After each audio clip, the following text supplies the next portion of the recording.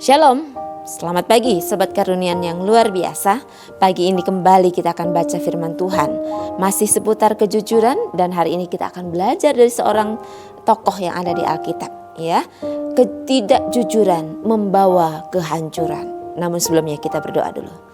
Di dalam nama Yesus kami berdoa. Bapa, terima kasih untuk hari ini. Kami akan baca firman-Mu, kami akan renungkan firman-Mu. Tolong kami untuk memahami dan menyadari hidup kami. Dalam nama Yesus kami berdoa. Amin. Baik sobat, saya akan bacakan ayat firman Tuhan pagi ini yang cukup panjang, namun Sobat Karunian bisa menyimak dengan sebaik-baiknya. Kisah Para Rasul 5 ayat 1-11. Ananias dan Safira. Ada seorang lain yang bernama Ananias. Ia beserta istrinya Safira menjual sebidang tanah. Dengan setahu istrinya, ia menahan sebagian dari hasil penjualan itu dan sebagian lain dibawa dan diletakkannya di depan kaki rasul-rasul. Tetapi Petrus berkata, "Ananias, mengapa hatimu dikuasai iblis sehingga engkau mendustai Roh Kudus dan menahan sebagian dari hasil penjualan tanah itu? Selama tanah itu tidak dijual, bukankah itu tetap kepunyaanmu? Dan setelah dijual, bukankah hasilnya itu juga tetap dalam kuasamu? Mengapa engkau merencanakan perbuatan itu di dalam hatimu? Engkau bukan mendustai manusia, tetapi mendustai Allah." Ketika mendengar perkataan itu, rebahlah Ananias dan putuslah nyawanya. Maka sangatlah ketakutan semua orang yang mendengar hal itu. Lalu datanglah beberapa orang muda, mereka mengapani mayat itu, mengusungnya keluar dan pergi menguburnya. Kira-kira 3 jam kemudian masuklah istrinya Ananias, tetapi ia tidak tahu apa yang telah terjadi. Kata Petrus kepadanya, "Katakanlah kepadaku, dengan harga sekiankah tanah itu kamu jual?"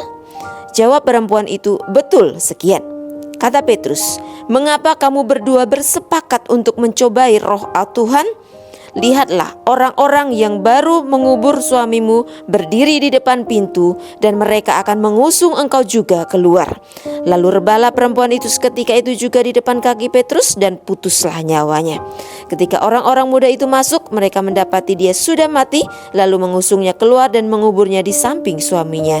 Maka ketakutanlah seluruh jemaat dan semua orang yang mendengar hal itu. Amin. Pembacaan yang cukup panjang, Sobat Karunia. Ya, Ananias dan Safira ini adalah anggota jemaat yang memberikan persembahan, ya. Tetapi, ya, mereka tidak jujur tentang jumlah yang mereka sumbangkan. Mereka ingin mendapatkan pujian dan penghargaan manusia tanpa memiliki niat yang tulus ketika memberikan persembahan itu, ya. Allah dengan cepat mengungkap apa yang jadi kebohongan mereka, dan keduanya mengalami akibat yang sangat serius, yaitu kematian. Nah, dari ayat ini kita akan belajar, ada 2 pelajaran yang bisa kita ambil. Yang pertama adalah pentingnya ketulusan dalam kita menjalin hubungan yang baik dengan Tuhan dan sesama, ya.